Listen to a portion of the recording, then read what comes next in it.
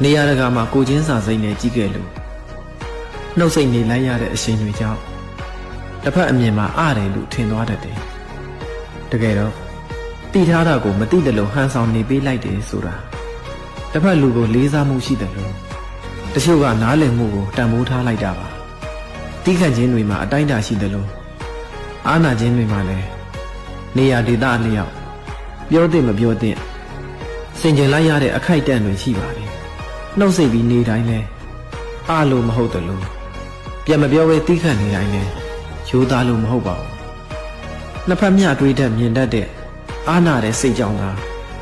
အေးအေးဆေးဆေးငြိမ်နေပေးလိုက်ရတာလူတိုင်းမှာခံစားချက်တွေကိုယ်စီချိကြပါတယ်အာနာတတ်တဲ့စိတ်ကိုရှနှင်းပြီးတစ်ဖက်သားကိုအနိုင်မယူပါနဲ့စီးဆိုတာ